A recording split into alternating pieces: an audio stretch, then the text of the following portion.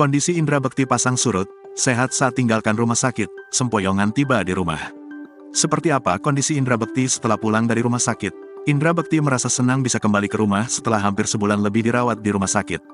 Meski begitu, Indra Bekti harus memakai selang yang ditanam di bagian kepalanya untuk membuang cairan dari otak. Seperti apa kisah lengkapnya? Indra Bekti akhirnya bisa melalui masa sulitnya mengalami pecah pembuluh darah di otak beberapa waktu lalu. Indra Bekti kini sudah diizinkan pulang. Setelah menjalani sekiranya 3 kali operasi, Indra Bekti diizinkan untuk pulang dan menjalani perawatan di rumah. Sekedar informasi, Indra Bekti sempat mengalami pecah pembuluh darah yang membuatnya harus menjalani serangkaian operasi di Rumah Sakit Abdi Waluyo. Kondisi Indra Bekti yang sudah stabil membuat dirinya sudah diizinkan pulang ke rumah dan menjalani perawatan dari rumah. Momen kepulangan Indra Bekti sempat beredar di sosial media.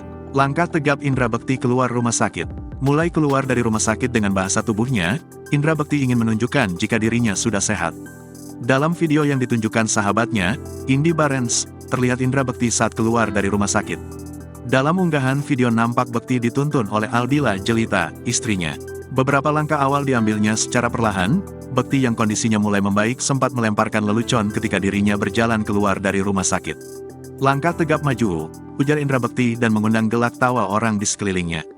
Kemudian, ia berjalan layaknya pasukan yang sedang dalam pasukan baris berbaris. Ngos-ngosan di tangga rumah, rasakan pusing, lalu bahagia lihat kasur di kamar.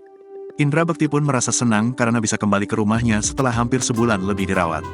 Respon di rumah itu keluar dari mobil pas turun, dia lihat langsung senang, tutur cipta saat ditemui di kawasan Pondok Kacang, Tangerang Selatan, Minggu, tanggal 22 Januari tahun 2023.